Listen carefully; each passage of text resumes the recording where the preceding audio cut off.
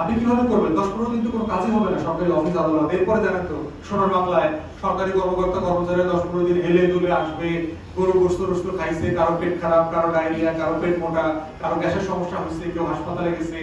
এই ঢিলা ঢালা বা গোস্ত খাওয়া ভাব যেতে তো আপনার পুরো জোর পাশ কেটে যাবে। তো এই মানে গরু শেষ হইতে হইতে তো 3 মাসের ভিতরে আপনি সরকারি অফিসে কোনো কাজ করতে পারবেন না। পাবলিক দেখবেন এত গোস্ত খাইব এবং কি পরিমাণ যে অসুস্থ হইব, নর্মাল কাজের প্রসেসে আস্তে আস্তে একদিন নষ্ট হয়ে যাবে। এই জন্য আমি মনে করি না যে 3 তারিখ দিয়ে বিচার করার মানে কথা বলা দরকার। যেটা আছে ন্যায্য বিচার করবেন, দ্রুততম সময় করবেন, এবং এটা যে করছে না সরকার যে চেষ্টা করছে এটাকে দৃশ্যমান করতে হবে যে হ্যাঁ আমরা কাজ করছি, আমরা চেষ্টা করতেছি। দ্রুত বিচার করবার জন্য যা যা করণীয় সবকিছুর ব্যাপারে আমাদের আন্তরিকতা আছে, এই জায়গাটা পরিষ্কার করতে হবে।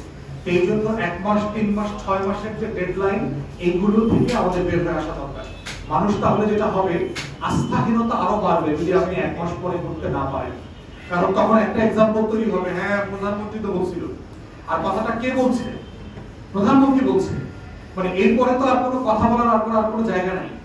তাহলে প্রধানমন্ত্রী একটা কথা বলবার পরে যদি 1 মাস পরে সত্যি সত্যি বিচারটা না পারে, বিচার করা মানে কি ট্রায়াল কোর্ট?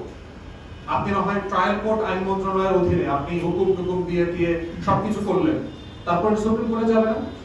হাইকোর্ট অ্যাপিলেট ডিভিশনে আগের ধর্ষণের মামলাগুলোর আপিল পেন্ডিং আছে না? 3 বছর, 6 বছর, 5 বছর হয়ে গেছে। আওয়ামী লীগের 19 থেকে 24 5 বছরে 43,000-এর উপরে ধর্ষণের ঘটনা ঘটছে। কয়টা বিচার হচ্ছে? কিন্তু আপনি দেখবেন যে এই আওয়ামী ফ্যাসিবাদের দোসর দালাল টাইপের যে লোকজন আছে, এদের কান্নাকাটি দেখবেন যে গত 1.5-2 বছরে যে বিচার হয় নাই, এগুলো নিয়ে তাদের কান্নার কোনো শেষ নাই।